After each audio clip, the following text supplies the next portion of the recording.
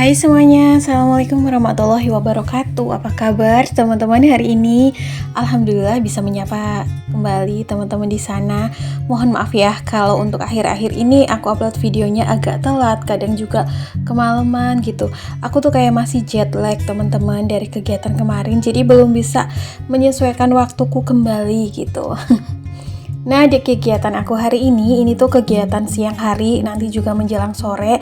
Ada beberapa kegiatan rumah tangga seperti ngurusin pakaian, jemuran gitu ya. Terus juga nanti masak sore untuk menu makan malam. Nah, di sini sembari aku kegiatan rumah tangga, aku mau bahas tentang seputaran hidup minimalis ya. Tapi tema yang akan aku bahas kali ini tuh bukan tema hidup minimalis, terus juga bukan tema keuangan, melainkan temanya itu cenderung ke psikologis. Nah, hidup di zaman sekarang itu kadang-kadang problemnya bukan hanya tentang keuangan atau tentang apa, tapi juga psikologis ya. Kadang-kadang suka dianggap sepele, padahal problem psikologis ini sering mengitari kita sehari-hari, bahkan sering kita jumpai. Nah, tema yang akan aku bahas kali ini judulnya adalah Stop untuk jadi orang yang gak enakan.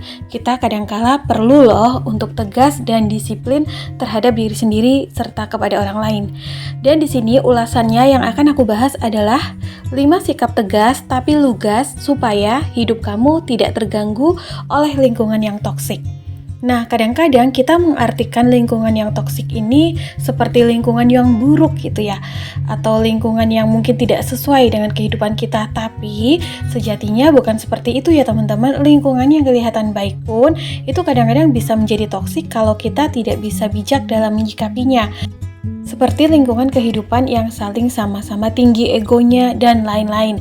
Kadang-kadang juga sikap baperan juga diartikan dengan lingkungan yang toksik. Padahal sebenarnya keadaan yang sesungguhnya tidak seperti itu ya. Semuanya pasti ada dampak atau terpengaruh oleh hal-hal yang menjadikan lingkungan tersebut menjadi toksik untuk kita rasakan. Nah, kali ini 5 sikap tegas itu apa aja sih? Dari yang pertama yaitu berani untuk bilang tidak. Kadang-kadang di lingkungan, entah itu dalam lingkungan sosial, pertemanan, maupun dalam lingkungan tetangga gitu ya, kita kadang-kadang sungkan ataupun segan untuk bilang tidak, bahkan kadang-kadang tuh ragu gitu untuk menolak ajakan orang-orang di sekeliling kita. Padahal sejatinya kita itu ada hak untuk menolak selama ajakan tersebut tidak sesuai dengan isi hati kita atau tidak klik gitu ya. Selama ajakan-ajakan tersebut tidak bersifat sosial atau untuk kepentingan orang banyak, kita berhak untuk menolak ajakan tersebut. Karena semakin luas lingkungan pergaulan kita, maka dibutuhkan juga mental dan pemikiran yang semakin kuat. Kadang-kadang orang-orang yang baik dan polos justru menjadi korban dalam lingkungan tertentu, karena setiap orang itu pasti memiliki modus-modus tertentu. Nah, aku di sini mengulas seperti ini bukan berarti menuduh semua orang itu buruk, namun antisipasi tetap kita butuhkan ya, apalagi lingkungan tersebut adalah lingkungan yang baru. Misalnya sebagai pasangan muda, kadang-kadang seorang yang menikah merantau ataupun bertempat tinggal yang beda dari lingkungan tempat tinggal sebelumnya. Nah, di lingkungan tempat tinggal tersebut pastikan memiliki lingkungan yang baru, lingkungan pertemanan, lingkungan tetangga, dan juga lingkungan sosial yang baru.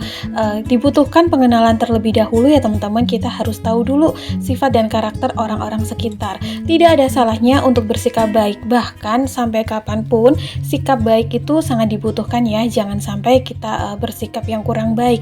Namun membatasi diri di zaman sekarang itu sangat penting, karena hal yang membuat kita kadang-kadang bersedih itu bukan karena kayak orang lain itu semena-mena atau jahat secara langsung ya, tapi kadang-kadang ada gitu sebagian orang yang responnya itu tidak sesuai dengan effort yang kita berikan. Maka dari itu sebenarnya yang perlu kita jaga itu adalah hati kita sendiri. Bersikap baik boleh, tapi pada porsinya dan secukupnya. Jangan takut menolak ajakan selama ajakan tersebut itu tidak membuat hati kita nyaman. Boleh kok 1 waktu, 2 kali waktu kita menolak ajakan tersebut. Yang penting untuk acara-acara yang bertujuan untuk orang banyak atau tujuannya itu untuk sosial, kita paling gak hadir gitu ya dan ambil andil. Lalu sikap tegas tapi lugas yang kedua supaya hidup kita tidak terganggu oleh lingkungan yang toksik adalah jangan ambil keputusan yang merugikan diri kamu, baik secara secara materi, waktu, tenaga, dan pikiran. Hal yang harus digarisbawahi di sini adalah apa yang kamu keluarkan harus seimbang dengan respon yang mereka berikan kepada kamu. Jangan sampai kamu mengorbankan diri ya. Kadang-kadang mungkin kita anggap sepele lingkungan pertemanan, lingkungan sosial, tapi kadang-kadang kita suka agak merasa gimana ya, agak baper, atau kadang-kadang dalam satu grup itu pasti ada grup lain yang sebenarnya kadang-kadang kita tidak tahu. Nah, maka dari sini jalan yang paling baik adalah ketika kita menempatkan diri sebagai orang yang netral. Tidak perlu mendalami suatu lingkungan itu terlalu dalam, karena terlalu banyak mengetahui hal itu justru akan membahayakan diri kita sendiri. Hidup akan semakin beresiko. Fokuslah pada kehidupan kita dan juga karir yang memang menguntungkan serta memberikan jaminan pada kehidupan kita dan keluarga kita. Interaksi sosial itu penting, tapi kita harus tahu batasannya, apalagi setelah menikah. Pasti prioritas kita lebih cenderung lebih penting untuk keluarga. Dimintai tolong pastinya bolehlah kita menolong, tapi seberapa jauh upaya pertolongan kita tahu sendiri ya, harus membatasi supaya hal yang kita lakukan tersebut tidak merugikan pada diri kita sendiri. Jangan sampai salah ambil keputusan maupun salah langkah. Sebijak-bijaknya sikap yang kita butuhkan ya bijak untuk diri kita sendiri. Menolong orang lain perlu, melibatkan diri perlu, tapi kita harus tahu batasan seberapa jauhnya. Jangan sampai dengan keputusan yang kita ambil kita malah makan hati sendiri nantinya. Sikap tegas tapi lugas yang ketiga supaya hidup kita tidak terganggu oleh lingkungan yang toksik adalah zaman sekarang, kadang-kadang orang menilai orang yang baper itu yang kalah, orang yang egonya tinggi dan juga cuek itu yang menang. Nah, di sini kita juga membutuhkan sikap cuek dari diri kita sendiri loh, tapi sikap cuek ini tidak berarti acuh ya, tetap peduli tapi tegas, tapi tahu batasan. Jangan sampai mood, pikiran, dan perasaan kita terganggu karena orang lain atau lingkungan kondisi yang diciptakan.